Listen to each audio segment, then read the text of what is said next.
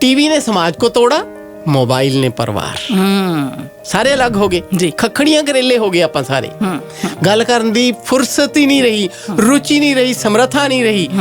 ਅਸਲ 'ਚ ਸਾਡੇ ਅੰਦਰ ਉਹ ਤਾਂਘ ਨਹੀਂ ਰਹੀ ਕਿ ਅਸੀਂ ਬੈਠ ਕੇ ਅੱਖ 'ਚ ਅੱਖ ਪਾ ਕੇ ਕਿਸੇ ਨਾਲ ਗੱਲ ਕਰ ਸਕੀਏ। ਕੁੜੀ ਕਹਿੰਦੇ ਜਦੋਂ ਪੇਕੀ ਆਉਂਦੀ ਹੈ ਨਾ, ਜਦੋਂ ਜੁੱਤੀ ਲਾਉਂਦੀ ਹੈ ਪੇਕਿਆਂ ਦੇ ਦਰ 'ਤੇ, ਤਾਂ ਉਹਨੂੰ ਲੱਗਦਾ ਮੇਰਾ ਥਕੇਵਾਂ ਲੈ ਗਿਆ ਉਮਰ ਭਰ ਦਾ, ਕਿਉਂਕਿ ਉਹਦੇ ਅੰਦਰੋਂ ਬੋਝ ਲੈ ਜਾਂਦਾ ਹੈ।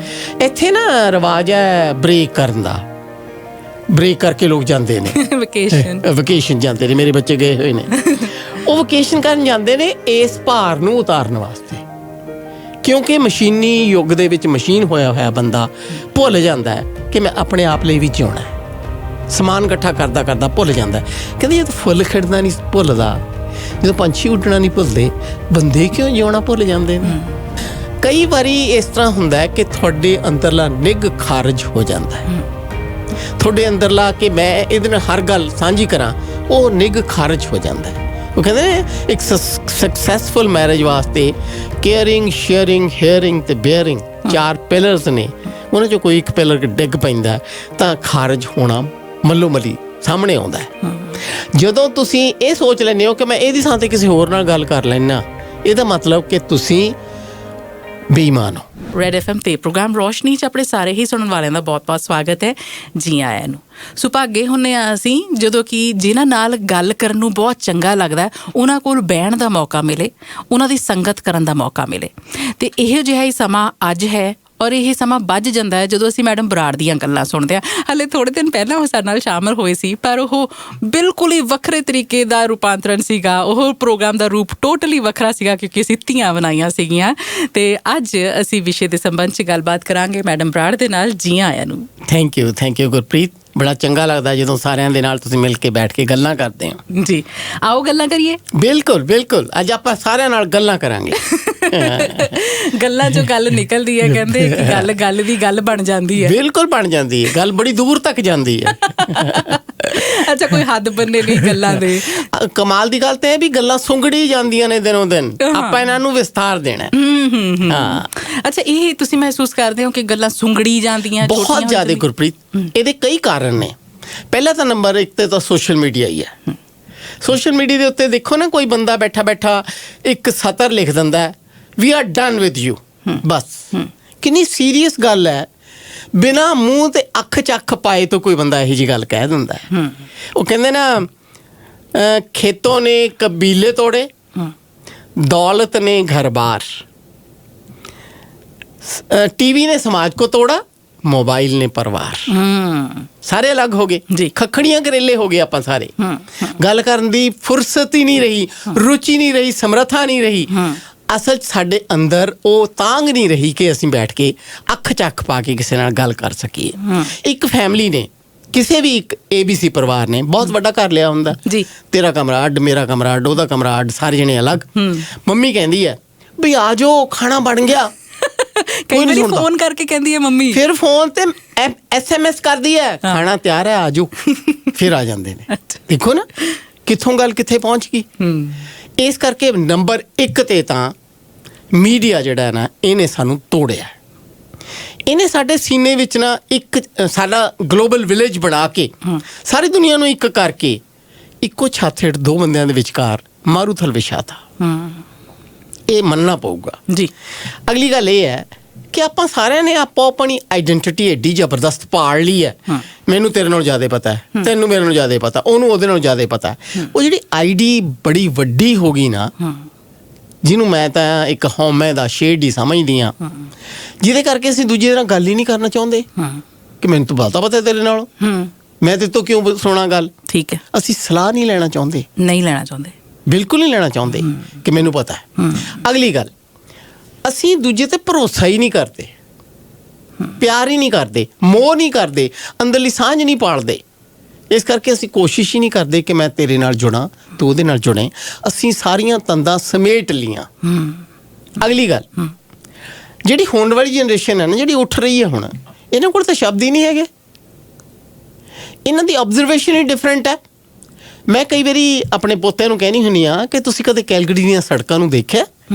ਇੱਕ ਸੜਕ ਦੂਜੇ ਦੀ ਵੱਖੀ ਵਿੱਚੋਂ ਨਿਕਲਦੀ ਹੈ, ਉਹ ਸੜਕ ਜਾ ਕੇ ਕਿਸੇ ਹੋਰ ਦੇ ਗਲ ਲੱਗ ਜਾਂਦੀ ਹੈ। ਇਹਨਾਂ ਸੜਕਾਂ ਦਾ ਦੇਖੋ ਹਿਊਮਨ ਬਿਹੇਵੀਅਰ ਦੇ ਨਾਲ ਕਿੰਨਾ ਮਿਲਦਾ ਜੁਲਦਾ ਹੈਗਾ। ਉਹ ਕਹਿੰਦੇ ਇਹ ਵੀ ਕੋਈ ਦੇਖਣ ਵਾਲੀ ਗੱਲ ਹੈ। ਅੱਛਾ, ਉਹ ਦੇਖਦੇ ਹੀ ਨਹੀਂ, ਕਿਉਂਕਿ ਉਹਨਾਂ ਦੀ ਨਿਗਾਹ ਤਾਂ ਆਪਣੇ ਮੋਬਾਈਲ ਤੇ ਪਈ ਹੁੰਦੀ ਹੈ। ਉਹ ਆਲੇ ਦੁਆਲੇ ਨਹੀਂ ਦੇਖਦੇ। ਉਹਨਾਂ ਦੀ ਅਬਜ਼ਰਵੇਸ਼ਨ ਤੇ ਸਾਡੀ ਅਬਜ਼ਰਵੇਸ਼ਨ 'ਚ ਬਹੁਤ ਫਰਕ ਹੈ। ਇਸ ਕਰਕੇ ਉਹਨਾਂ ਕੋਲ ਲਫ਼ਜ਼ ਹੀ ਨਹੀਂ ਹੈਗੇ।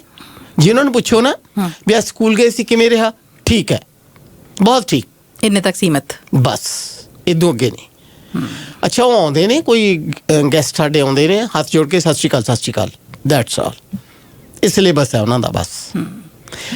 ਅੱਗੇ ਗੱਲ ਤੋਰਨੀ, ਗੱਲ ਵਿੱਚੋਂ ਗੱਲ ਕੱਢਣੀ, ਗੱਲ ਨੂੰ ਪਸਾਰਨਾ, ਜਾਂ ਤੇਰੇ ਦਿਲ ਦੀ ਗੱਲ ਮੇਰੇ ਦਿਲ ਤੱਕ ਪਹੁੰਚਣੀ, ਇਹ ਤਾਂ ਬੜੀ ਦੂਰ ਦੀ ਗੱਲ ਹੋ ਗਈ। ਲੋਕਾਂ ਦੀਆਂ ਗੱਲਾਂ ਸੁੰਗੜ ਗਈਆਂ। ਮੈਂ ਇਹ ਗੱਲ ਕਿਉਂ ਅੱਜ ਕਰਨ ਲੱਗੀ ਹਾਂ ਕਿ ਮੈਨੂੰ ਕਿਸੇ ਬੱਚੇ ਨੇ ਦੱਸਿਆ ਕਿ ਮੈਂ ਆਪਦੇ ਭਰਾ ਨੂੰ ਫੋਨ ਕਰਦਾ ਅੱਜ ਕੱਲ੍ਹ, ਫੋਨ ਨੇ ਕਹਿੰਦਾ ਮੈਂ ਗੱਲ ਨਹੀਂ ਕਰਦਾ, ਮੈਂ ਕੋਈ ਨਾ ਕੋਈ ਵੀਡੀਓ ਚੱਕ ਕੇ ਉਹਨੂੰ ਭੇਜ ਦਿੰਦਾ। ਇਹਦਾ ਮਤਲਬ ਆ ਹੈ, ਅੱਛਾ, ਦੇਖੋ ਜੀ, ਡਾਇਲੌਗ ਨਹੀਂ ਕਰਦੇ, ਤੁਹਾਡਾ ਡਾਇਲੌਗ ਸੁੰਗੜ ਗਿਆ। ਜਿਹੜਾ ਕਿ ਰਿਸ਼ਤਾ, ਜਿਹੜਾ ਕਿ ਮਾਂ ਪਿਓ ਦੇ ਵਿਹੜੇ ਵਿੱਚ ਪਲ ਕੇ ਤੁਸੀਂ ਇੱਕ ਦੂਜੇ ਦੀਆਂ ਨਿਗਾਹਾਂ 'ਚ ਪਲ ਕੇ ਇਹ ਸਿੱਖਿਆ ਸੀ, ਉਹ ਤਾਂ ਸੁੰਗੜ ਗਿਆ। ਪਰ ਕਿਸੇ ਦੀ ਵੀਡੀਓ ਕਿਸੇ ਹੋਰ ਨੇ ਭੇਜੀ, ਉਹ ਮੈਂ ਤੈਨੂੰ ਭੇਜ ਰਿਹਾ, ਇਸ ਕਰਕੇ ਕੀ ਸਾਡਾ ਰਾਬਤਾ ਬਣਿਆ ਹੋਇਆ, ਇਹ ਦੱਸਣ ਵਾਸਤੇ। ਹਾਂ, ਇਹ ਦੱਸਣ ਵਾਸਤੇ। ਤੂੰ ਆਪੇ ਸਮਝ ਲੈ ਇਹਦੇ 'ਚ ਕੀ ਅਰਥ ਹੈ। ਦੇਖੋ ਜੀ, ਵੀਡੀਓ ਕਿਸੇ ਦੀ, ਪੈਸਾ ਕੋਈ ਹੋਰ ਕਮਾ ਰਿਹਾ ਹੈ, ਕਰ ਕੋਈ ਹੋਰ ਰਿਹਾ, ਅਰਥ ਇਹ ਕਿਸੇ ਹੋਰ ਥਾਂ ਤੇ ਭੇਜੇ ਜਾ ਰਹੇ ਨੇ। ਫਿਰ ਤੁਹਾਡੇ ਆਪਸ ਵਿੱਚ ਤਾਂ ਡਾਇਲੌਗ ਸੁੰਗੜ ਗਿਆ ਨਾ।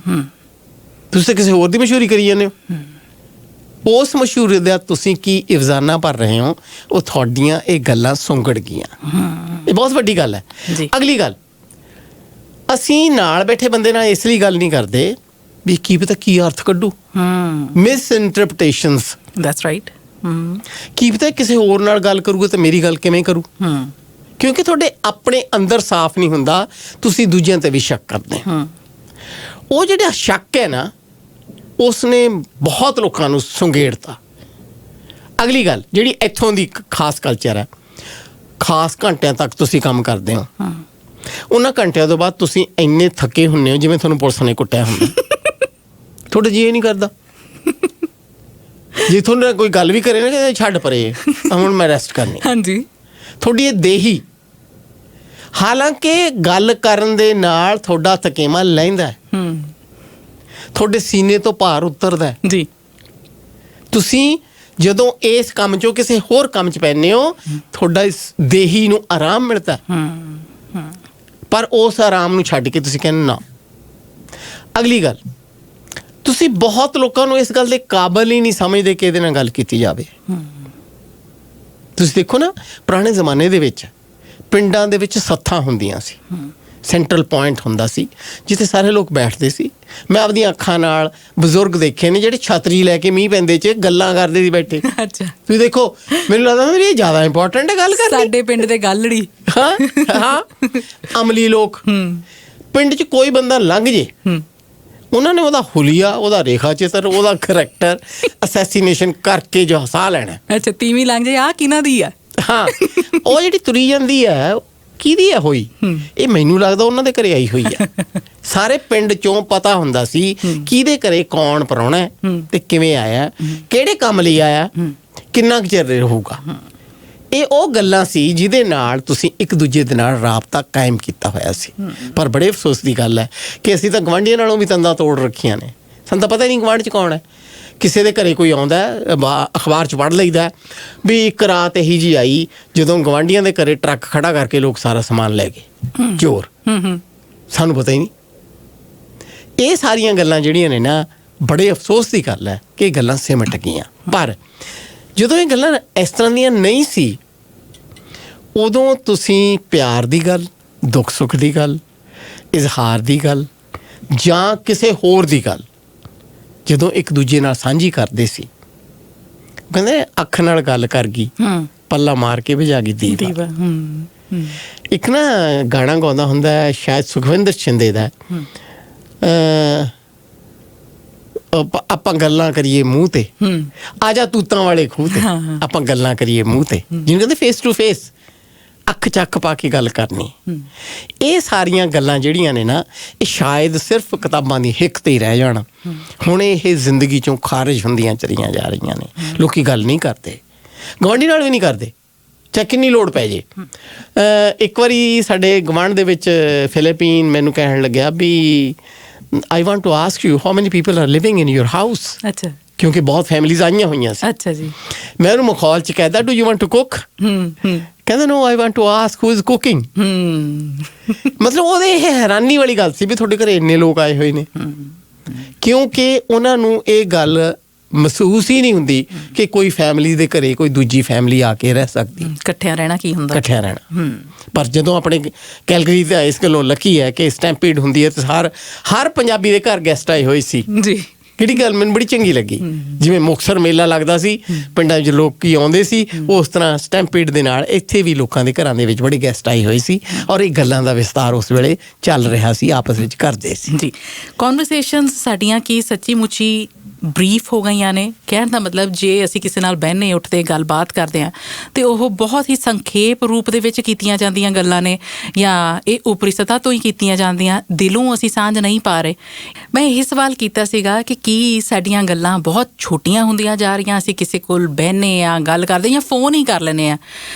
ਅਗਲਾ ਸ਼ਾਇਦ ਚਾਹਤ ਦੇ ਨਾਲ ਕਰਦਾ ਹੈ, ਪਰ ਮੇਰੇ ਕੋਲ ਗੱਲਾਂ ਕਰਨ ਨੂੰ ਜਾਂ ਕੁਝ ਦੱਸਣ ਨੂੰ ਹੈ ਨਹੀਂ। ਤੇ ਫਿਰ ਮੈਡਮ ਬਰਾੜ, ਉਹ ਪਤਾ ਕੀ ਹੁੰਦਾ, ਹੋਰ ਸੁਣਾ। ਹਾਂ, ਬਹੁਤ ਲੋਕ ਕਹਿੰਦੇ ਨੇ ਚੰਗਾ ਫਿਰ ਹੋਰ ਗੱਲ ਦੱਸ, ਹੋਰ ਸੁਣਾ ਫਿਰ। ਕਿਉਂਕਿ ਲਫ਼ਜ਼ ਸੁੰਗੜ ਗਏ ਨੇ, ਕਿਉਂਕਿ ਵਿਸਤਾਰ ਕਰਨਾ ਨਹੀਂ ਆਉਂਦਾ।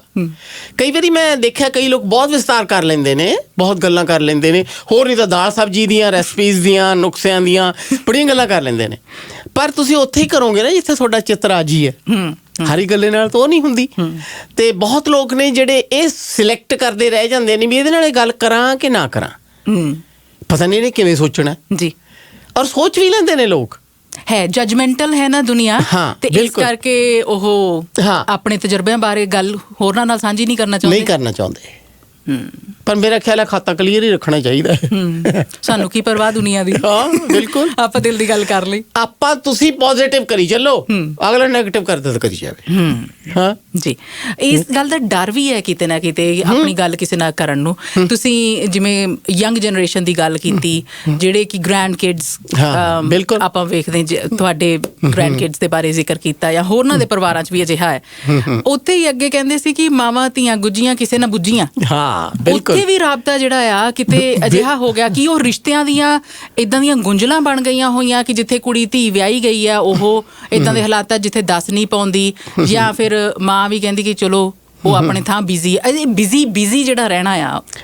ਕਈ ਵਾਰੀ ਗੁਰਪ੍ਰੀਤ ਇਸ ਤਰ੍ਹਾਂ ਵੀ ਹੁੰਦਾ ਹੈ, ਜਿਵੇਂ ਹੁਣ ਆਪਣੇ ਇੱਥੇ ਬੱਚੀਆਂ ਆਈਆਂ ਹੋਈਆਂ ਨੇ, ਸਟੂਡੈਂਟਸ ਆਈਆਂ ਨੇ, ਬੜੀਆਂ ਦੁਖੀ ਨੇ। ਆਪਾਂ ਨੂੰ ਪਤਾ ਹੈ ਕਿ ਉਹਨਾਂ ਦੇ ਸੀਨੇ ਵਿੱਚ ਅੰਬਾਰ ਲੱਗੇ ਹੋਏ ਨੇ ਦੁੱਖ ਸੁੱਖ ਦੇ, ਉਹਨਾਂ ਦਾ ਜੀਅ ਵੀ ਕਰਦਾ ਵੀ ਕਿਤੇ ਕਰਾਂ। ਪਰ ਜਦੋਂ ਮਾਂ ਉਹਨਾਂ ਨੂੰ ਪੁੱਛਦੀ ਹੋਣੀ ਨਾ ਫੋਨ ਕਰਕੇ ਵੀ ਤੇਰਾ ਕੀ ਹਾਲ ਹੈ, ਅੱਖਾਂ ਭਰ ਕੇ ਉਹ ਲੜਕੀ ਕਹਿੰਦੀ ਹੋਣੀ ਹੈ ਵੀ ਮਾਂ ਮੈਂ ਠੀਕ ਹਾਂ। ਇਹ ਮੈਨੂੰ ਪਤਾ ਹੈ। ਇਸ ਤਰ੍ਹਾਂ ਬਹੁਤ ਕੁੜੀਆਂ ਕਹਿੰਦੀਆਂ ਹੋਣਗੀਆਂ, ਮੁੰਡੇ ਵੀ ਕਹਿੰਦੇ ਨੇ, ਕਿਉਂਕਿ ਉਹ ਨਹੀਂ ਚਾਹੁੰਦੇ ਕਿ ਮੇਰਾ ਦੁੱਖ ਮੇਰੀ ਮਾਂ ਨੂੰ ਉਨੀ ਹੀ ਸ਼ਿੱਦਤ ਨਾਲ ਮਹਿਸੂਸ ਹੋਵੇ। ਮੇਰਾ ਖਿਆਲ ਹੈ ਇੱਥੇ ਤਾਂ ਨਹੀਂ ਗੱਲ ਕਰਦੇ, ਉੱਥੇ ਵੀ ਗੱਲਾਂ ਸੁੰਗੜ ਜਾਂਦੀਆਂ ਨੇ। ਫਿਰ ਕਿਵੇਂ ਗੱਲ ਕਰਨ, ਕੋਈ ਵੀ ਗੱਲ ਇਸ ਤਰ੍ਹਾਂ ਦੀ ਨਾ ਹੋ ਜੇ ਕਿ ਉਹਨੂੰ ਰੀਅਲ ਸਥਿਤੀ ਦਾ ਪਤਾ ਲੱਗ ਜਾਏ। ਇਸ ਕਰਕੇ ਵੀ ਗੱਲਾਂ ਸੁੰਗੜ ਗਈਆਂ। ਸਾਡੀ ਜਿਹੜਾ ਲਿਵਿੰਗ ਸਟਾਈਲ ਹੈ ਉਹ ਇਸ ਤਰ੍ਹਾਂ ਦਾ ਹੋ ਗਿਆ ਕਿ ਅਸੀਂ ਨਿਜਮੁਖੀ ਹੋ ਗਏ, ਸੈਲਫ ਸੈਂਟਰਡ। ਮੈਨੂੰ ਮੇਰਾ ਪਤਾ ਹੈ, ਮੈਨੂੰ ਤੇਰਾ ਨਹੀਂ ਪਤਾ। ਅਸੀਂ ਦੂਜਿਆਂ ਬਾਰੇ ਸੋਚਣਾ ਹੀ ਨਹੀਂ ਚਾਹੁੰਦੇ। ਇਸ ਕਰਕੇ ਉਹ ਵੀ ਗੱਲਾਂ ਇਸ ਤਰ੍ਹਾਂ ਹੋ ਗਈਆਂ। ਚਲੋ ਠੀਕ ਆ, ਫੋਨ ਹੋ ਜਾਂਦਾ, ਅਸੀਂ ਸਾਰਾ ਦਿਨ ਫੋਨ 'ਤੇ ਬਿਜ਼ੀ ਰਹਿੰਦੇ ਹਾਂ, ਇਸ ਤਰ੍ਹਾਂ ਗੱਲ ਹੋ ਜਾਂਦੀ ਹੈ, ਬਸ ਬਹੁਤ ਹੈ। ਉਹ ਇਹ ਗੱਲਾਂ ਦਾ ਸੁੰਗੜ ਜਾਣਾ, ਸੀਨੇ ਦੇ ਉੱਤੇ ਅੰਬਾਰ ਲੱਗ ਜਾਂਦੇ ਨੇ। ਇਹਦੇ ਨਾਲ ਬਿਮਾਰੀਆਂ ਲੱਗਦੀਆਂ ਨੇ, ਇਹਦੇ ਨਾਲ ਤੁਹਾਡੇ ਅੰਦਰ ਇੱਕ ਟੇਢਾਂ ਉੱਗ ਪੈਂਦੀਆਂ ਨੇ ਰਿਸ਼ਤਿਆਂ ਦੇ ਵਿੱਚ। ਤੁਸੀਂ ਉਹਨਾਂ ਰਿਸ਼ਤਿਆਂ ਨੂੰ ਇੰਨੀ ਸ਼ਿੱਦਤ ਨਾਲ, ਇੰਨੀ ਵਧੀਆ ਤਰੀਕੇ ਨਾਲ ਨਿਭਾ ਵੀ ਨਹੀਂ ਸਕਦੇ। ਫਿਰ ਲੋਕ ਵੀ ਸੋਚਦੇ ਉਹਨੇ ਤਾਂ ਮੈਨੂੰ ਫੋਨ ਕੀਤਾ ਨਹੀਂ, ਮੈਂ ਉਹਨੂੰ ਕਿਉਂ ਫੋਨ ਕਰਾਂ। ਇਹ ਅਕਸਰ ਕਹਿੰਦੇ ਨੇ। ਅੱਛਾ, ਇੱਕ ਹੋਰ ਇੱਥੇ ਗੱਲ ਮੈਂ ਦੇਖੀ ਹੈ ਕਿ ਜਿਹੜੇ ਫੋਨ ਨੂੰ ਤੁਸੀਂ ਜਾਣਦੇ ਹੋ ਉਹਦਾ ਫੋਨ ਨਾ ਚੱਕੋ। ਇਹ ਮੇਰੇ ਕਰੈਕਟਰ 'ਚ ਹੈ ਨਹੀਂ। ਮੈਨੂੰ ਕੋਈ ਵੀ ਫੋਨ ਆਵੇ ਮੈਂ ਫੋਨ ਚੱਕਦੀ ਹਾਂ। ਅੱਛਾ ਜੀ, ਹਮੇਸ਼ਾ ਚੱਕਦੀ ਹਾਂ। ਕਿਉਂਕਿ ਮੈਨੂੰ ਹੁੰਦਾ ਵੀ ਕਿਸੇ ਵਿਦਿਆਰਥੀ ਦਾ, ਕਿਸੇ ਬੰਦਾ ਤੁਹਾਨੂੰ ਫੋਨ ਕਰਦਾ, ਕਹਿੰਦੇ ਤੁਹਾਨੂੰ ਹਾਕ ਕਾਹਤੋਂ ਮਾਰੀ ਹੈ। ਕੋਈ ਗੱਲ ਹੁੰਦੀ ਹੈ ਬੰਦਾ ਤਾਂ ਹੀ ਹਾਕ ਮਾਰਦਾ ਨਾ, ਕੋਈ ਜ਼ਰੂਰਤ ਹੁੰਦੀ ਹੈ। ਕਈ ਵਾਰ ਨੁਕਸਾਨ ਵੀ ਹੁੰਦਾ, ਮੈਂ ਇਹ ਨਹੀਂ ਕਹਿੰਦੀ ਕਿ ਨਹੀਂ ਹੁੰਦਾ, ਨੁਕਸਾਨ ਵੀ ਹੋ ਜਾਂਦਾ। ਪਰ ਤੁਸੀਂ ਗੱਲਾਂ, ਉਹ ਕਹਿੰਦੇ ਨੇ ਕਈ ਵਾਰੀ ਕਿਸੇ ਦੀ ਗੱਲ ਕਹੀ ਹੋਈ ਦੇ ਵਿੱਚੋਂ ਤੁਸੀਂ ਗੱਲ ਕੱਢ ਲੈਂਦੇ ਹੋ। ਮੇਰੇ ਇੱਕ ਟੀਚਰ ਹੁੰਦੇ ਸੀ, ਪਤਾ ਨਹੀਂ ਉਹ ਹੈ ਕਿ ਨਹੀਂ ਹੁਣ, ਮੈਨੂੰ BA 'ਚ ਪੜ੍ਹਾਇਆ ਸੀ ਉਹਨਾਂ ਨੇ ਇੱਕ ਬੜੀ ਖੂਬਸੂਰਤ ਗੱਲ ਕਹੀ ਸੀ ਕਿ ਜਦੋਂ ਤੁਹਾਡੇ ਨਾਲ ਕੋਈ ਬੰਦਾ ਗੱਲ ਕਰਦਾ ਹੈ ਨਾ, ਕਈ ਵਾਰੀ ਬੜੇ ਸੋਹਣੇ ਲਫ਼ਜ਼ ਕਹਿ ਦਿੰਦਾ ਹੈ ਜੀ, ਤੁਹਾਡਾ ਜੀ ਕਰਦਾ ਕਿ ਇਹ ਲਫ਼ਜ਼ ਮੈਂ ਕਦੇ ਯੂਜ਼ ਕਰਾਂ। ਇਹ ਅਨਪੜ੍ਹ ਲੋਕ ਬੜੇ ਖੂਬਸੂਰਤ ਗੱਲ ਕਰਦੇ ਨੇ, ਇਹ ਨਹੀਂ ਕਹਿੰਦੇ ਡਿਗਰੀਆਂ ਨਾਲ ਗੱਲਾਂ ਆਉਂਦੀਆਂ ਨੇ, ਉਹਨਾਂ ਕੋਲ ਸਾਡੇ ਨਾਲ ਵਧੀਆ ਗੱਲਾਂ ਹੁੰਦੀਆਂ ਨੇ ਔਰ ਨਿਰਉਚੇਚ ਹੁੰਦੀਆਂ ਨੇ, ਕਿਸੇ ਤਰ੍ਹਾਂ ਦਾ ਲਾਗ ਡਾਟ ਨਹੀਂ ਹੁੰਦਾ, ਬਣਾਵਟੀਪਣ ਨਹੀਂ ਹੁੰਦਾ, ਅਸੀਂ ਤਾਂ ਬਣਾਵਟੀ ਬਣ ਕਰ ਲੈਂਦੇ ਹਾਂ।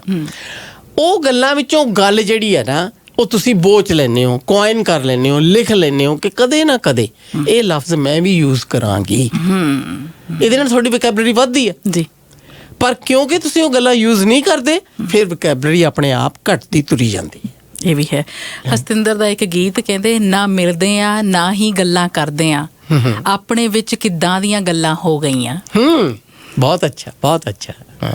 ਕਿੱਦਾਂ ਦੀਆਂ ਗੱਲਾਂ ਹੋ ਗਈਆਂ ਆਪਣੇ 'ਚ, ਕਿ ਜਿਹੜੀ ਗੱਲ ਹੀ ਨਹੀਂ ਕਰਦੇ ਆਪਸ ਵਿੱਚ। ਬਿਲਕੁਲ, ਇੱਥੋਂ ਤੱਕ ਕਿ ਅਸੀਂ ਬਗਾਨਿਆਂ ਦੀ ਗੱਲ ਨਹੀਂ, ਅਸੀਂ ਆਪਣੇ ਪਰਿਵਾਰ ਦੇ ਜੀਆਂ ਦੀ ਵੀ ਗੱਲ ਕਰਦੇ ਹਾਂ, ਹਸਬੈਂਡ ਵਾਈਫ ਦੀ ਵੀ ਗੱਲ ਕਰਦੇ ਹਾਂ, ਮਾਪਿਆਂ ਤੇ ਬੱਚਿਆਂ ਦੀ ਵੀ ਗੱਲ ਕਰਦੇ ਹਾਂ। ਉਹਨਾਂ ਵਿਚਕਾਰ ਗੱਲਾਂ ਬਾਤਾਂ, ਸੰਵਾਦ ਜਿਹੜਾ ਉਹ ਪਹਿਲਾਂ ਦੇ ਮੁਕਾਬਲੇ ਬਹੁਤ ਘੱਟ ਗਿਆ, ਬਹੁਤ ਘੱਟ ਗਿਆ। ਹੁਣ ਇੱਕ ਜਿਹੜਾ ਕੈਨੇਡੀਅਨ ਲਾਈਫ ਸਟਾਈਲ ਨੂੰ ਮੁੱਖ ਰੱਖਦਿਆਂ ਗੱਲ ਕਰੀਏ, ਉਹ ਇਹ ਕਿ ਅਸੀਂ ਸਾਰੇ ਜਣੇ ਮਸਰੂਫ ਹਾਂ, ਕੰਮਾਂ ਦੇ ਬੋਝ ਸਾਡੇ ਸਾਰਿਆਂ ਦੇ ਉੱਤੇ ਹੈਗੇ ਆ। ਬਿਲਕੁਲ 8.5 ਘੰਟੇ ਦੀ ਜੇ ਜੋਬ ਹੈ ਤੇ ਕਈਆਂ ਵਾਸਤੇ ਕੰਮ ਜ਼ਿਆਦਾ ਕਰਨਾ ਹੈ, ਕਿਉਂਕਿ ਹੁਣ ਤੁਹਾਨੂੰ ਪਤਾ ਹੈ ਕਿ ਕਿਸ ਤਰ੍ਹਾਂ ਦੇ ਹਾਲਾਤ ਚੱਲ ਰਹੇ ਨੇ ਘਰਾਂ ਨੂੰ ਲੈ ਕੇ, ਖਰਚਿਆਂ ਨੂੰ ਲੈ ਕੇ, ਤੇ ਫਿਰ ਉਹਦੇ ਵਿੱਚ 2 ਜੌਬਸ ਵੀ ਕਰਦੇ ਆ, ਗੱਲ ਕਰਨ ਦਾ ਟਾਈਮ ਹੀ ਨਹੀਂ ਹੈਗਾ।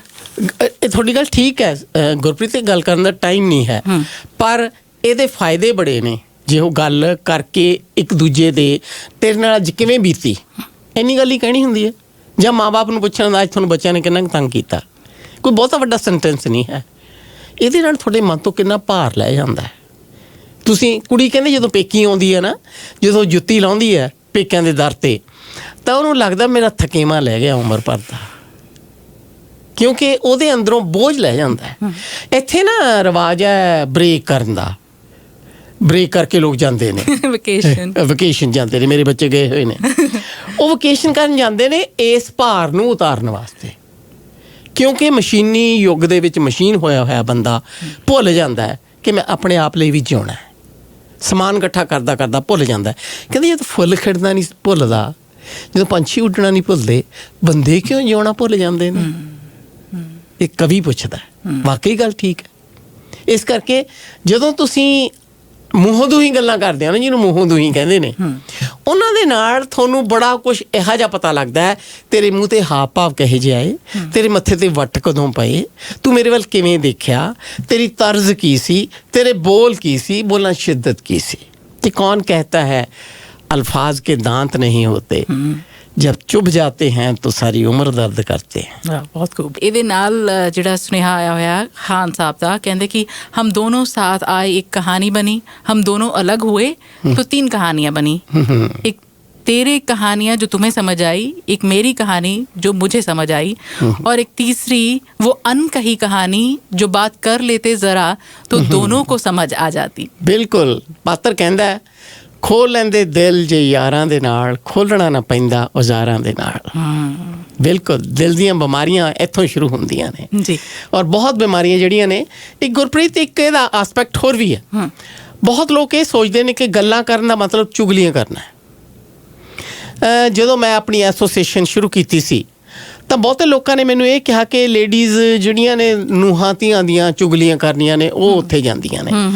ਅੱਜ ਤੱਕ ਇੱਕ ਵੀ ਇਨਸੀਡੈਂਟ ਇਸ ਤਰ੍ਹਾਂ ਦਾ ਨਹੀਂ ਹੋਇਆ ਕਿ ਕਿਸੇ ਲੇਡੀ ਨੇ ਆ ਕੇ ਸਾਡੀ ਭਰੀ ਸਭਾ 'ਚ ਇਹ ਗੱਲ ਕਹੀ ਹੋਵੇ ਕਿ ਮੇਰੀ ਨੂੰਹ ਨਹੀਂ ਚੰਗੀ ਜਾਂ ਮੇਰੀ ਧੀ ਨਹੀਂ ਚੰਗੀ।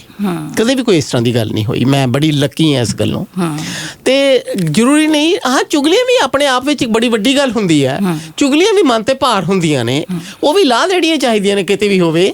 ਮੈਂ ਆਪਦੀਆਂ ਅੱਖਾਂ ਦੇ ਨਾਲ ਕੁਛ ਲੇਡੀਜ਼ ਨੂੰ ਸਿਰ ਦੇ ਉੱਤੇ ਗੋਹੇ ਦਾ ਟੋਕਰਾ ਰੱਖੀ ਹੋਏ ਪਿੰਡ ਦੇ ਵਿੱਚ ਦੋਨਾਂ ਜਣੀਆਂ ਨੂੰ ਘੰਟਿਆਂ ਬੱਧੀ ਖੜੀਆਂ ਗੱਲਾਂ ਕਰਦਿਆਂ ਦੇਖਿਆ। ਉਹਨਾਂ ਨੂੰ ਇਹ ਨਹੀਂ ਹੁੰਦਾ ਕਿ ਮੈਂ ਸਿਰ ਦਾ ਭਾਰ ਪਹਿਲਾਂ ਲਾਹ ਦਾਂ। ਭਾਰ ਤੋਂ ਉਹਨਾਂ ਨੂੰ ਕੋਈ ਭਾਰ ਮੁਕਤ ਹੁੰਦੀਆਂ ਨੇ, ਪਰ ਉਹ ਸੀਨੇ ਦਾ ਭਾਰ ਉਤਾਰਨ ਵਾਸਤੇ ਜ਼ਿਆਦਾ ਇੰਪੋਰਟੈਂਟ ਸਮਝਦੀਆਂ ਨੇ। ਇਹਦੇ ਤੇ ਹੀ ਹੁਣ ਅੱਜ ਦੇ ਡਿਜੀਟਲ ਜ਼ਮਾਨੇ ਦੀ ਗੱਲ ਕਰ ਲਈਏ, ਇਹੋ ਜਿਹੀਆਂ ਤਸਵੀਰਾਂ ਜੇ ਕਿਸੇ ਨੂੰ ਮਿਲ ਗਈਆਂ ਨਾ, ਜਾਂ ਕਿਸੇ ਨੇ, ਹਰ ਕਿਸੇ ਦੇ ਹੱਥ ਫੋਨ ਆ, ਤੇ ਦੋ ਬੀਬੀਆਂ ਨੂੰ ਖੜਿਆਂ ਆਪਣੇ ਦਰਾਂ ਤੇ ਖੜਿਆਂ, ਉਹ ਆਪਣੇ ਤੇ ਗੱਲ ਕਰਦੀਆਂ ਦੀ ਫੋਟੋ ਖਿੱਚ ਲਈ, ਤੇ ਪਤਾ ਕੀ ਲਿਖਿਆ ਸੀ? ਡੇਟਾ ਟ੍ਰਾਂਸਫਰ ਹੋ ਰਿਹਾ ਹੈ। ਬਿਲਕੁਲ ਠੀਕ ਗੱਲ ਹੈ।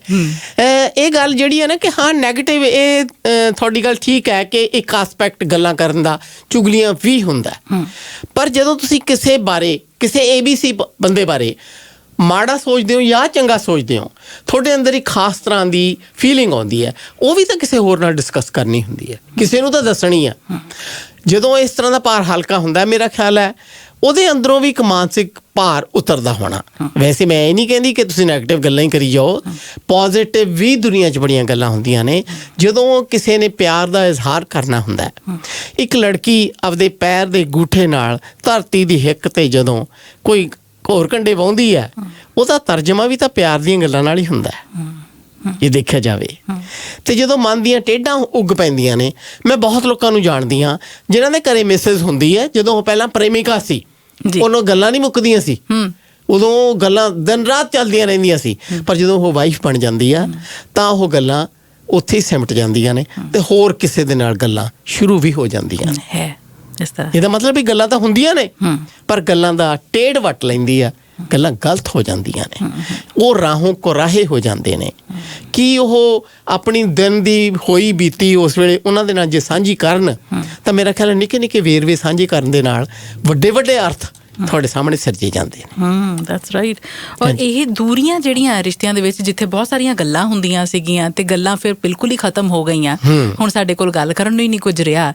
ਇਹ ਇਸ ਤਰ੍ਹਾਂ ਦਾ ਬਦਲਾਅ ਆਉਂਦਾ ਹੀ ਕਿਉਂ ਹੈ ਕਿ ਜਿੱਥੇ ਫਿਰ ਜਾਂ ਤਾਂ ਸੰਖੇਪ ਗੱਲ ਹੋਣੀ ਹੈ, ਸਿਰਫ ਕੰਮ ਦੀ ਗੱਲ ਹੋਣੀ ਹੈ, ਆਹ ਲੈ ਆਈਓ, ਨਿਆਣਿਆਂ ਨੂੰ ਚੱਕ ਲਈਓ, ਏਦਾਂ ਕਰ ਲਈਓ, ਉਹ ਜ਼ਿੰਮੇਵਾਰੀਆਂ ਦਾ ਬੋਝ ਹੈ ਜਾਂ ਕੋਈ ਹੋਰ ਗੱਲ ਉਸ ਤਣਾਅ ਦੇ ਕਰਕੇ? ਨਹੀਂ, ਕੱਲਾ ਜ਼ਿੰਮੇਵਾਰੀਆਂ ਦਾ ਨਹੀਂ, ਤੁਸੀਂ ਜ਼ਿੰਮੇਵਾਰੀਆਂ ਬਾਰੇ ਵੀ ਤਾਂ ਗੱਲ ਕਰ ਸਕਦੇ ਹੋ, ਉਹ ਵੀ ਤਾਂ ਗੱਲਾਂ ਨੇ।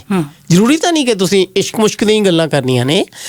ਕਈ ਵਾਰੀ ਇਸ ਤਰ੍ਹਾਂ ਹੁੰਦਾ ਕਿ ਤੁਹਾਡੇ ਅੰਦਰਲਾ ਨਿੱਘ ਖਾਰਜ ਹੋ ਜਾਂਦਾ ਹੈ, ਤੁਹਾਡੇ ਅੰਦਰਲਾ ਕਿ ਮੈਂ ਇਹਦੇ ਨਾਲ ਹਰ ਗੱਲ ਸਾਂਝੀ ਕਰਾਂ, ਉਹ ਨਿੱਘ ਖਾਰਜ ਹੋ ਜਾਂਦਾ ਹੈ। ਉਹ ਕਹਿੰਦੇ ਨੇ ਇੱਕ ਸਕਸੈਸਫੁਲ ਮੈਰਿਜ ਵਾਸਤੇ ਕੇਅਰਿੰਗ, ਸ਼ੇਅਰਿੰਗ, ਹੇਅਰਿੰਗ ਤੇ ਬੇਅਰਿੰਗ 4 ਪਿਲਰਸ ਨੇ। ਉਹਨਾਂ 'ਚੋਂ ਕੋਈ ਇੱਕ ਪਿਲਰ ਡਿੱਗ ਪੈਂਦਾ ਤਾਂ ਖਾਰਜ ਹੋਣਾ ਮੱਲੋ ਮੱਲੀ ਸਾਹਮਣੇ ਆਉਂਦਾ ਹੈ। ਜਦੋਂ ਤੁਸੀਂ ਇਹ ਸੋਚ ਲੈਂਦੇ ਹੋ ਕਿ ਮੈਂ ਇਹਦੀ ਥਾਂ 'ਤੇ ਕਿਸੇ ਹੋਰ ਨਾਲ ਗੱਲ ਕਰ ਲੈਣਾ, ਇਹਦਾ ਮਤਲਬ ਕਿ ਤੁਸੀਂ ਬੇਈਮਾਨ ਹੋ, ਇਮਾਨਦਾਰੀ ਦਾ ਪੱਲਾ ਛੱਡ ਦਿੱਤਾ ਹੈ। ਕਿਸੇ ਨੇ ਵੀ ABC ਨੇ, ਵਾਈਫ ਨੇ ਚਾਹੇ ਹਸਬੈਂਡ ਨੇ। ਇਸੇ ਕਰਕੇ ਸੋਸਾਇਟੀ ਦੇ ਵਿੱਚ ਕਿੰਨੀਆਂ ਟੇਢਾਂ ਹੋ ਗਈਆਂ ਨੇ, ਕਿੰਨੇ ਰਿਸ਼ਤੇ ਖਾਰਜ ਹੋਏ ਨੇ, ਕਿੰਨਾ ਕੁਛ ਅਜਿਹਾ ਹੋਇਆ ਜਿਹੜਾ ਸੋਸਾਇਟੀ ਨੂੰ ਥੱਲਿਓਂ ਜੜ੍ਹਾਂ ਤੋਂ ਪੱਟਣ ਲੱਗਿਆ ਹੋਇਆ। ਇੱਕ ਜੇ ਮਿਸ ਇੰਟਰਪ੍ਰੀਟੇਸ਼ਨ ਦੇ ਬਾਰੇ ਤੁਸੀਂ ਜ਼ਿਕਰ ਕੀਤਾ ਸੀਗਾ, ਅਸੀਂ ਕਿਸੇ ਵੀ ਰਿਲੇਸ਼ਨਸ਼ਿਪ ਦੀ ਗੱਲ ਕਰੀਏ ਤਾਂ ਕਹਿੰਦੇ ਕਿ ਵੀ ਮੈਂ ਗੱਲ ਕਹੀ, ਉਹਨੇ ਮੇਰੀ ਗੱਲ ਜੋ ਕਹੀ ਉਹ ਨਹੀਂ ਸੁਣੀ, ਉਹ ਨਹੀਂ ਸਮਝੀ, ਉਹਨੇ ਉਹੀ ਸਮਝੀ ਜੋ ਉਹਨਾਂ ਨੇ ਸਮਝਣਾ ਸੀਗਾ। ਬਿਲਕੁਲ, ਇਹ ਗੱਲ ਬਿਲਕੁਲ ਠੀਕ ਹੈ ਗੁਰਪ੍ਰੀਤ। ਜਦੋਂ ਕੋਈ ਬੰਦਾ ਤੁਹਾਡੇ ਨਾਲ ਗੱਲ ਕਰਦਾ, ਤੁਸੀਂ ਉਸ ਗੱਲ ਨੂੰ ਉਸ ਤਰ੍ਹਾਂ ਨਹੀਂ ਲੈਂਦੇ, ਉਹਦੇ ਵਿੱਚ ਆਪਣੀ ਪਰਸਨੈਲਿਟੀ ਪਲੱਸ ਕਰਕੇ, ਚੰਗੀ ਔਰ ਮਾੜੀ ਕੁਛ ਵੀ ਪਲੱਸ ਕਰਕੇ ਉਹਨੂੰ ਅੱਗੇ ਤੋਰ ਦਿੰਦੇ ਹੋ। ਬੜੀਆਂ ਅਫਵਾਹਾਂ ਇਸ ਤਰ੍ਹਾਂ ਸੋਸਾਇਟੀ ਦੇ ਵਿੱਚ ਨਿਕਲਦੀਆਂ ਨੇ, ਬੜਾ ਕੁਛ ਇਸ ਤਰ੍ਹਾਂ ਦਾ ਆਪਣੇ ਸਾਹਮਣੇ ਆਉਂਦਾ, ਸੋਸ਼ਲ ਮੀਡੀਆ ਤੋਂ ਹੀ ਸਾਡੇ ਸਾਹਮਣੇ ਆਉਂਦਾ ਕਿ ਅਸੀਂ ਕਿਸੇ ਬੰਦੇ ਨੇ ਕੋਈ ਗੱਲ ਕਹੀ, ਉਹਦੀ ਇੰਟਰਪ੍ਰੀਟੇਸ਼ਨ ਡਿਫਰੈਂਟ ਹੋ ਕੇ ਹੋਰ ਲੋਕਾਂ ਤੱਕ ਪਹੁੰਚ ਗਈ। ਇਹ ਜਿਹੜੀ ਮਿਸ ਇੰਟਰਪ੍ਰੀਟੇਸ਼ਨ ਹੈ, ਇਸ ਨੇ ਵੀ ਲੋਕਾਂ ਦੇ ਅੰਦਰ ਗੱਲਾਂ ਨੂੰ ਬਹੁਤ ਜ਼ਿਆਦਾ ਉਹਨਾਂ ਨੂੰ ਵਿਰਵੇ ਕਰਤਾ, ਖਾਰਜ ਕਰਤਾ। ਉਹਨਾਂ ਨੂੰ ਉਹਨਾਂ ਦੇ ਸ਼ਬਦਾਂ ਦੇ ਵਿੱਚ ਇਹ ਸੋਚ ਲਿਆ ਵੀ ਨਾ ਬਈ ਖਬਰਾਂ ਕੱਲ੍ਹ ਨੂੰ ਕੀ ਗੱਲ ਬਣ ਜੂਗੀ। ਇਹ ਗੱਲ ਸੋਚ ਕੇ ਬੰਦਾ ਗੱਲ ਹੀ ਨਹੀਂ ਕਰਦਾ, ਰਹਿਣ ਦਿਓ, ਪਤਾ ਨਹੀਂ ਕਿੱਥੇ ਦੀ ਕਿੱਥੇ ਗੱਲ ਪਹੁੰਚ ਜੂਗੀ। ਪਰ ਮੇਰਾ ਖਿਆਲ ਹੈ ਜੇ ਤੁਹਾਡਾ ਜਿਹੜਾ ਐਟੀਟਿਊਡ ਹੁੰਦਾ ਨਾ ਕਿ ਤੁਸੀਂ ਪੋਜ਼ੀਟਿਵ ਰੱਖਦੇ ਹੋ ਕਿਸੇ ਬੰਦੇ ਦੇ ਨਾਲ, ਹਰ ਇੱਕ ਦੇ ਨਾਲ ਹੀ ਪੋਜ਼ੀਟਿਵ ਸੋਚਦੇ ਹੋ, ਤਰਸ ਕਰਦੇ ਹੋ, ਮੋਹ ਕਰਦੇ ਹੋ, ਤੰਦਾਂ ਸਾਂਭਦੇ ਹੋ, ਤਾਂ ਮੇਰਾ ਖਿਆਲ ਹੈ ਇਸ ਤਰ੍ਹਾਂ ਦੀ ਮਿਸ ਇੰਟਰਪ੍ਰੀਟੇਸ਼ਨ ਦੀ ਪਰਵਾਹ ਨਹੀਂ ਕਰਨੀ ਚਾਹੀਦੀ। ਜੀ, ਸਾਡੇ ਕੋਲ ਸੁਨੇਹਾ ਜਗਜੀਤ ਸਿੰਘ ਹੋਣਾ ਦਾ, ਕਹਿੰਦੇ ਬਹੁਤ ਫਾਸਟ, ਸਿੰਪਲ, ਛੇਤੀ ਛੇਤੀ ਗੱਲਬਾਤ ਕਰਨਾ, ਮੁਕਾ ਦੇਣਾ, ਇਹ WhatsApp ਲਾਈਫ ਹੋ ਗਈ ਹੋਈ ਹੈ ਤੇ ਇਹ ਚੀਜ਼ਾਂ ਨਾਲ ਗੱਲਾਂ ਸੁੰਗੜ ਗਈਆਂ।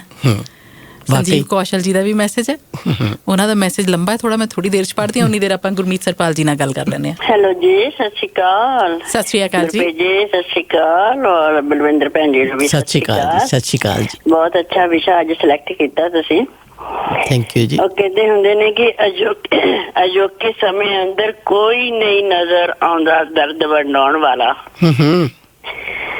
ਅਜੋਕੇ ਸਮੇਂ ਅੰਦਰ ਕੋਈ ਨਜ਼ਰ ਨਹੀਂ ਆਉਂਦਾ ਦਰਦ ਵੰਡਾਉਣ ਵਾਲਾ, ਕਿਸੇ ਦੇ ਹੱਥਰੂਆਂ ਨੂੰ ਪੂੰਝਣ ਵਾਲਾ, ਕਿਸੇ ਦੇ ਹਟਕੋਰਿਆਂ ਨੂੰ ਆਪਣੀ ਹਿੱਕ 'ਚ ਸਮਾਉਣ ਵਾਲਾ।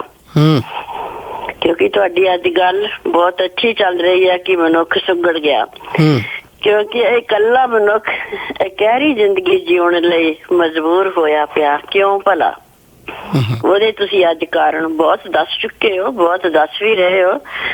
ਕਿਉਂਕਿ ਕਹਿੰਦੇ ਹੁੰਦੇ ਨਾ, ਇਨਸਾਨ ਅਕੇਜੇ ਖੁਸ਼ੀ ਦੇ ਪਲ ਕਿਸੇ ਨਾਲ ਸਾਂਝੇ ਕਰਦਾ ਤਾਂ ਉਹਦੀਆਂ ਖੁਸ਼ੀਆਂ ਵੰਡਣ ਦੇ ਨਾਲ ਦੂਣੀਆਂ ਹੋ ਜਾਂਦੀਆਂ। ਪਰ ਕੌਣ ਹੈ ਜੋ ਅੱਜ ਦੁੱਖ ਦੇ ਪਲ ਸਾਂਝੇ ਕਰਨ ਨੂੰ ਹਿਆ ਕਰਦਾ ਹੈ? ਕੋਈ ਨਹੀਂ ਕਰਦਾ, ਕਿਉਂਕਿ ਮਨੁੱਖ ਸੁੰਗੜ ਗਿਆ। ਸੋ ਇਹਦੇ ਲਈ ਮੈਂ 4 ਲਾਈਨਾਂ ਬੋਲਦੀ ਹਾਂ।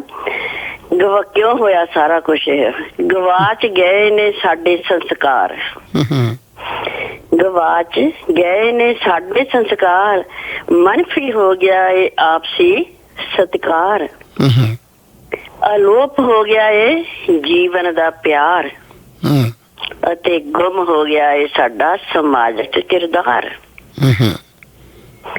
ਆਪੇ ਜੇ ਗਵਾਚੇ ਹੋਏ ਮਨੁੱਖ ਨੂੰ ਭੁੱਲ ਗਿਆ ਏ ਘਰ ਪਰਿਵਾਰ, ਤੇ ਮਨੁੱਖ ਦੇ ਸੁੰਗੜਨ ਨਾਲ ਸੁੰਗੜ ਰਹੇ ਨੇ ਜੰਗਲ ਤੇ ਬੇਲੇ, ਡਰਦੀ ਮਾਰੀ ਲੁਕਦੀ ਫਿਰਦੀ ਏ ਕਾਇਨਾਤ। ਸੁੰਗੜਿਆ ਮਨੁੱਖ ਸੁੰਗੜੀ ਸੋਚ, ਮਨ 'ਚ ਪਲਦਾ ਤਲਾਕਾਂ ਦੀ ਵੱਧ ਰਹੀ ਗਿਣਤੀ, ਆਤਮ ਹੱਤਿਆਵਾਂ ਦਾ ਰੁਝਾਨ, ਘਰੋਂ ਦੌੜ ਜਾਣ ਵਾਲੀ ਬਿਰਤੀ, ਤੇ ਨਸ਼ਿਆਂ ਦਾ ਲਿਆ ਆਸਰਾ, ਤੇ ਮਨੁੱਖਤਾ ਦਾ ਨੁਕਸਾਨ। ਮਾਰੋ ਥਲ ਫੈਲ ਰਿਹਾ, ਸ਼ਹਿਰ ਵੱਡੇ ਹੋ ਰਹੇ ਨੇ, ਮਹਿਲ ਉਸਰ ਰਹੇ ਨੇ, ਪਰ ਘਰ ਸੁੰਗੜ ਰਿਹਾ ਹੈ, ਪਰਿਵਾਰ ਨਿੱਕਾ ਹੋ ਰਿਹਾ ਹੈ, ਮਨੁੱਖ ਬੌਣਾ ਹੋ ਰਿਹਾ ਹੈ। ਸੋ ਕਹਿੰਦੇ ਨੇ ਕਿ ਜਦੋਂ ਪੰਛੀ ਜਿਹੜੇ ਆ ਆਲਣਿਆਂ ਦੇ ਉੱਤੇ ਆਪਣੇ ਘਰ ਵਿੱਚ ਆਣ ਕੇ ਚੀਂ ਚੀਂ ਕਰਦੇ ਨੇ, ਤੇ ਕਿਹੜੀਆਂ ਸੱਥਾਂ ਅੱਜ ਕੱਲ ਬੋੜਾਂ ਦੇ ਥੱਲੇ ਜੁੜਦੀਆਂ ਨੇ।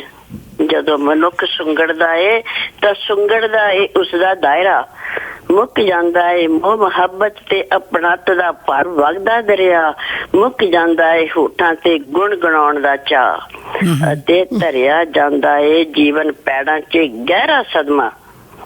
ਤੇ ਅਜੋਖੇ ਸਮੇਂ ਅੰਦਰ ਕੋਈ ਨਜ਼ਰ ਨਹੀਂ ਆਉਂਦਾ ਦਰਦ ਵੰਡਾਉਣ ਵਾਲਾ, ਕਿਸੇ ਦੇ ਅਥਰਵਾਂ ਨੂੰ ਪੁੰਝਣ ਵਾਲਾ, ਜਾਂ ਕਿਸੇ ਦੇ ਹਟਕੋਰਿਆਂ ਨੂੰ ਆਪਣੇ ਹਿੱਕ 'ਚ ਸਮਾਉਣ ਵਾਲਾ।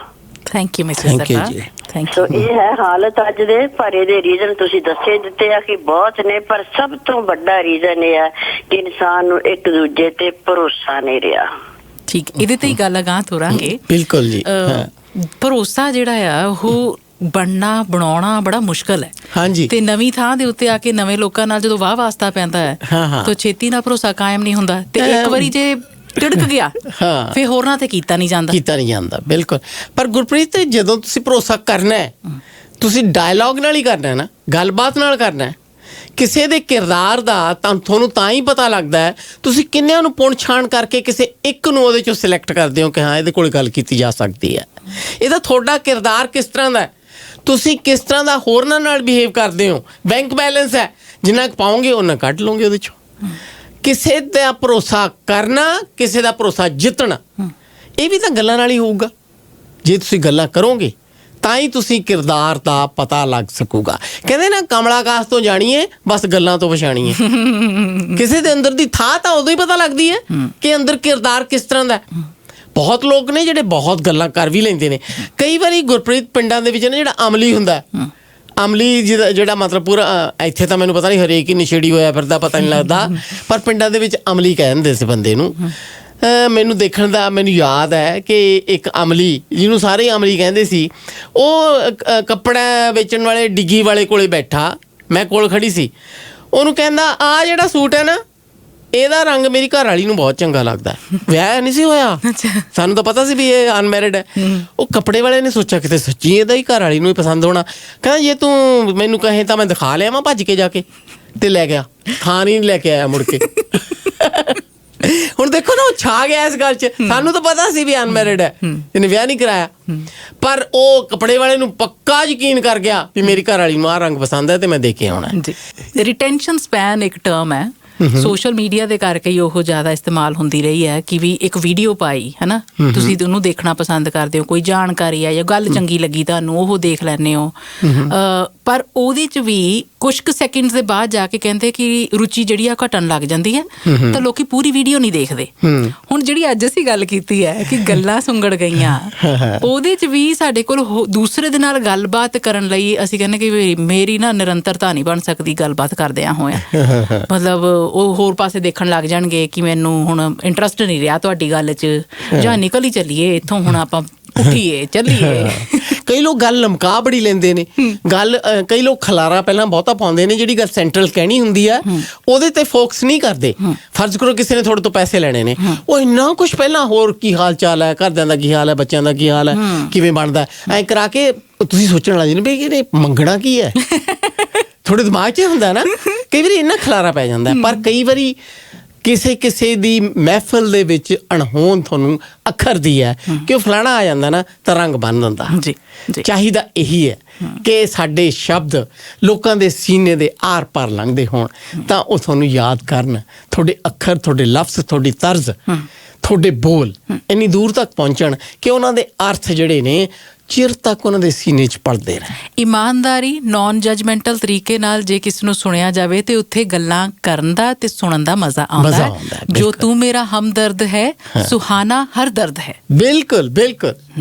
ਸੰਜੀਵ ਕੌਸ਼ਲ ਜੀ ਦਾ ਮੈਸੇਜ ਹੈ, ਕਹਿੰਦੇ ਕਿ ਵੀ ਮੈਨੂੰ ਤਾਂ ਏਦਾਂ ਲੱਗਦਾ ਕਿ ਗੱਲਬਾਤ ਕਰਕੇ ਏਦਾਂ ਹੁੰਦਾ ਕਿ ਕੁੱਕਰ ਦੀ ਸਿੱਟੀ ਜਿਵੇਂ ਵੱਜ ਜਾਏ ਤੇ ਉਹ ਹਲਕਾ ਹੋ ਜਾਂਦਾ, ਉਸ ਤਰ੍ਹਾਂ ਤੁਸੀਂ। ਠੀਕ ਗੱਲ ਹੈ, ਠੀਕ ਗੱਲ ਹੈ। ਬਰਮੈਲ ਜੀ ਦਾ ਕਹਿਣਾ ਹੈ ਕਿ ਅਸੀਂ ਕੀ ਕਹਿੰਦੇ ਆ ਤੇ ਉਹ ਕਿਵੇਂ ਕਬੂਲ ਕੀਤਾ ਜਾਂਦਾ ਹੈ ਸਾਹਮਣੇ ਵਾਲੇ ਵੱਲੋਂ, ਇਹ ਦੋ ਚੀਜ਼ਾਂ ਨੇ ਔਰ ਆਪਣੇ ਆਪਣੇ ਤਜਰਬੇ ਤੇ ਦੋਹਾਂ ਦੇ ਨਿਰਭਰ ਕਰਦੀਆਂ ਨੇ।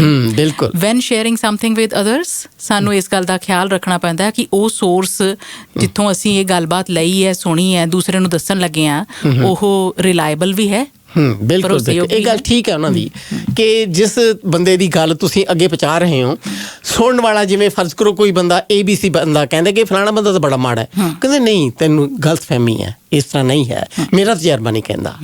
ਇਸ ਕਰਕੇ ਮੈਨੂੰ ਲੱਗਦਾ ਸੁਣਨ ਵਾਲੇ ਜੇ ਉਸੇ ਤਰ੍ਹਾਂ ਸੁਣਨ ਜਿਵੇਂ ਕੋਈ ਬੰਦਾ ਕਹਿੰਦਾ, ਤਾਂ ਉਹਨਾਂ ਦੇ ਸੀਨੇ ਤੋਂ ਸੱਚੀ ਮੁੱਚੀ ਭਾਰ ਉਤਰ ਜੂਗਾ, ਉਹਨਾਂ ਦਾ ਕਿੰਨੇ ਜਨਮਾਂ ਦਾ ਥਕੇਮਾ ਲੈ ਜੂਗਾ। ਪਰ ਇਹ ਥਕੇਮਾ ਲਾਉਣ ਵਾਸਤੇ ਸੀਨੇ ਦੇ ਵਿੱਚ ਮੋਕਲਾ ਥਾਂ ਚਾਹੀਦਾ ਹੈ ਜੀ।